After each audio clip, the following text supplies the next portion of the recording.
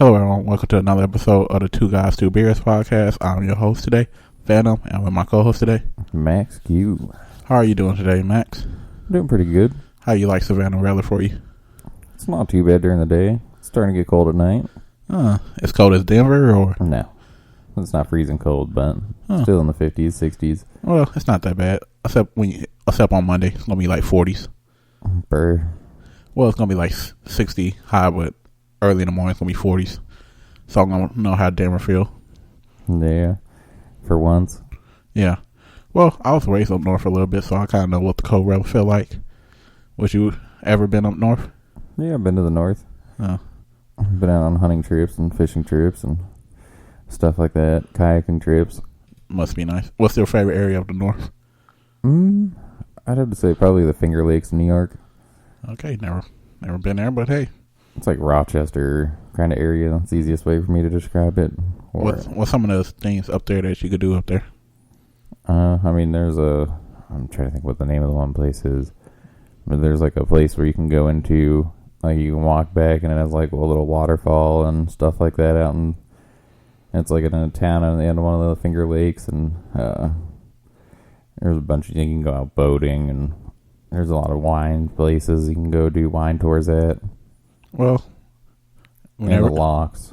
There's a lot of locks on the, because they have the Erie Canal that runs through up there, so you can go watch all the locks and stuff open and take your boat through it. Well, whenever you in New York, go to the place that Max just said. Repeat it again for the people. What, to go to Erie Canal? Yeah. Yeah, it's a nice place. Well, I just saying people could go camping and stuff. Start knowing where. Watkins Glen, that's what it is. Oh, okay. Well, I never been there, but we starting to get some overseas people to listen to the podcast. So thank you for listening, and we're going to talk about some new overseas laws that's happening in Australia. Yeah, so apparently Australia is trying to make a new law that apparently they already have some sort of law in place, but they're trying to make it even more so. But so basically, if you have a loved one and they are raped and murdered, your family is not allowed to say their name. I mean, the crazy part is they already have one law into effect right now that pretty much if you're a living victim, you have to use a fake name to tell your story. Like, this is crazy if you really think about it, because it's my story and I have to live with this. And pretty much to me, you're kind of protecting the person who did it, because it's like, hey, he did it, but I can't really say his name and I can't say my name. No, you can say their name, but whenever you say the story, you can only say it as John Doe as victim. You can't actually identify yourself. Yeah, but that's still, I mean, to a certain extent, it's better. To me, when I read stories, it's better to be like, oh, that's a real name than John Doe 1 and John Doe 2.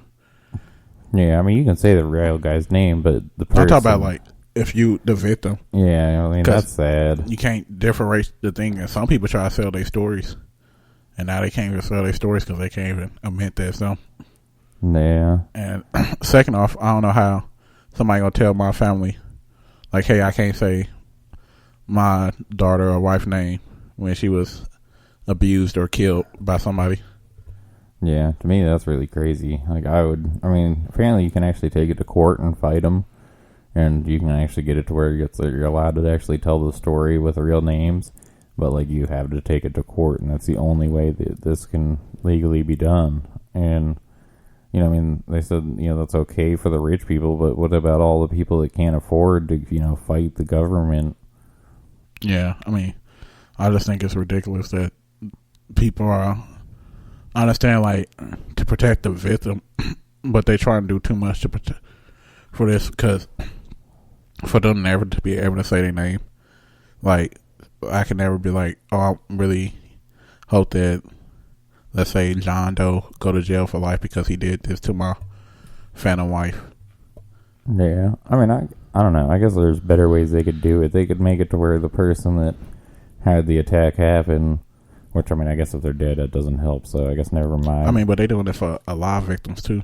Well, I guess in that case, they could just do like where they would sign a waiver saying they either do or don't want their name released, and that's the law. Well, I kind of understand for the alive victims because you gotta think about it. What if it was a young little kid, and then I guess like get traumatized, and when some of them change their names because they so traumatized by what happened, and people keep looking it up and then like saying stuff to people, mail and stuff. I kind of understand in that case, but to a certain extent, I feel like it's up to the person. Like, hey, I'm gonna let this story control me, or let this story hurt me. Yeah. I mean, for the people that are dead, I mean, I guess I would leave that up to the family. I feel like it should be the family's rights. I mean, like I said, it's the family rights, because how you gonna tell me how can I grieve for my wife or my daughter or cousins or nieces? Like, how can you tell me, like, hey, I can never say my family member name again because they was abused or killed by this victim? Yeah, it's crazy. I don't know. I don't see the outcome of all this, and just to see what makes way and what doesn't. Me too. Because, I mean, they already starting to redo the first law when it was like no alive victims could lose their names. So I wonder how long until they change it to where the families can say they family member names. There's a lot of crazy stuff going on over there, to be honest. I mean, just like the whole continent in general. Like, they have a lot of issues. Like, they're facing a lot of differences in their government, just like we are. I mean, I know a lot of countries are, and it's crazy that they never get put in the news that much. Well, I guess they are in the news. We just don't read about it that much. Well, I follow Sky News Australia, so I get a lot of Australian news. So, I mean, that's how I know that it's like there was one thing where apparently, like, one of the sections of Australia was, like, I guess trying to take money from China to do something, and then the whole thing, or the whole coronavirus happened, and then, like, it stopped, and then, like, the government was still somewhat secretly trying to push it through, and the people were like, whoa, whoa, whoa. Wow. Sound like Australia kind of dirty.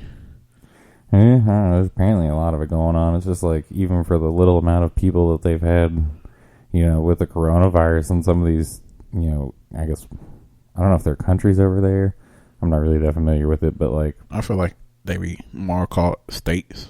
Yeah, I don't know, whatever it is, but, like, I know, like, some of them don't really have that high in numbers, and they're still locking them down. Like, I'm talking, like, maybe 100 people have died, if that, and they're, like, locking the whole thing down, and people are just like, where is your science on this? Well, I kind of understand, like, not letting people in, but, like, to completely lock down your country, it's ridiculous. Well, yeah, they were locking it down in between the different states, to where you couldn't even, like, get in and out of them if people were like, Well, that's ridiculous. I can understand, like, locking down the country where new people can't really fly in, or, like, you had to do a certain, cause I know in certain countries, for you to fly in, you have to do, like, a 3-day quarantine, and they test you. I don't do them, it's 14. No, and I'm looking at the Caribbean. I don't forgot which country, but it's a 3-day quarantine. That's not that bad. In a hotel. And then after they test you for the 3-day quarantine, and then if you go on COVID free, then you can leave and, like, start your vacation. But then some people think about it, well, if you only had a 3-day vacation, and now your 3 days is ruined by being quarantined. True. I don't know. It's definitely something different, but I guess we'll go on to Turkey and Greece. Apparently they had a 7.0 earthquake. Over 14 dead, and more than 600 people are injured from this. And the crazy part is they said they felt over 100 aftershocks. Yeah, that's a lot. And not only that, it was felt from like 155 miles away. From where it actually hit? Yeah. Like, that's ridiculous. Well, I mean, look at the one that, I'm trying to remember when it was. Honestly, it was probably back in like 2010-ish, maybe 2000, probably somewhere around 2010, but like it happened somewhere in, I want to say down this way in Georgia, and like they felt it the whole way up in, I want to say it was like Washington, D.C., and in Pennsylvania and parts of New York and other places like that. Oh, I never felt the earthquake. Maybe it was in the Carolinas. I don't know. But it was like somewhere, but like you felt it like multiple states away from what they said. I mean, that's crazy. That this is like I say the third week in a row that we talking about earthquakes hitting in different places of the world. Yeah, because there was the earthquake that caused the tsunami. And, the earthquake that happened in Alaska. And then the earthquake that happened, I want to say it was an earthquake that happened in California while the fire was still going on too. I don't know. See, that's one I'm really looking forward to.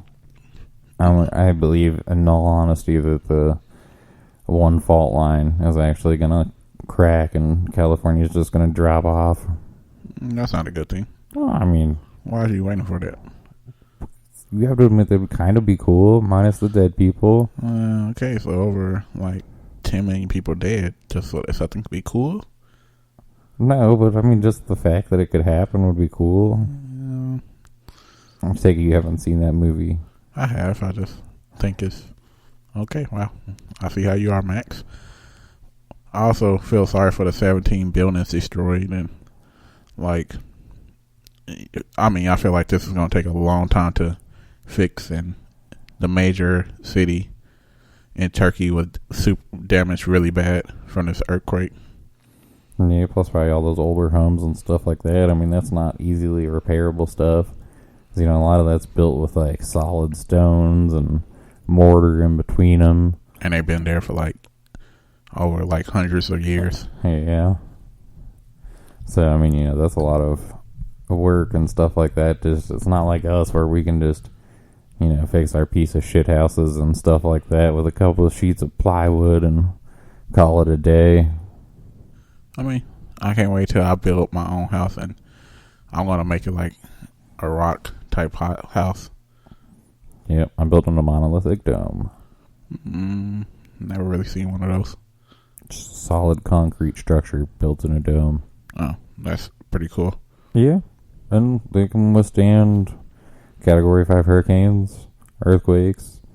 I mean, obviously, it's not going to help honestly, whenever I build a house, I'm going to do it where I'm going to pay somebody to come in and drill into the ground about 100 to 150 feet and pump concrete down into a bunch of wells. Is that even going to help? It will help if there's actually a sinkhole underneath. You can fill it. Have you ever dealt with a sinkhole before? No, but I don't want to. That's just crazy. I mean, you know how pissed I'd be, especially if I made it. Oh, be so messed up if as soon as you build your house, 10 miles, I feel like you're going to build a huge house, and you're going to have a whole bunch of land. But it's a mile or a couple thousand feet away, it's a sinkhole that started forming. I mean, it's possible. The only thing that's left standing is my house. I feel like you just cry. Every insurance would come in handy. Cry every day when you see the sinkhole just get bigger and bigger. I mean, it happens. I mean, there's been some sinkholes and stuff that have opened up, and they can't explain how some of this shit's got down there. Some of them have cars and stuff, and they're just how. Did you see the sinkhole in Japan? I don't know if it was a real one or a fake one, but literally it was a sinkhole about the size of it went pretty deep. I don't know exactly how far deep, but it was the whole intersection got fell through, but it only took them 5 days to remake the road. It only took them a weekend really to fill everything in, make the road, and put the concrete and everything on for the top, and people was driving back on it on Tuesday, and it happened Friday. I mean, I believe it, but I mean, I could imagine a lot of these cities, if sinkholes were to open up, I mean, you could be talking about years and years of building on top of shit. I mean, take for instance New York City. There's places where there's 3 or 4 plus stories of underground tunnels. Oh wow. Yeah, so I mean, think about that. If that shit opened up, I mean, you could be talking about 40, 50 feet before, and that's not even including what's underneath it. Wow. So that shit could open up 100, 200 feet deep.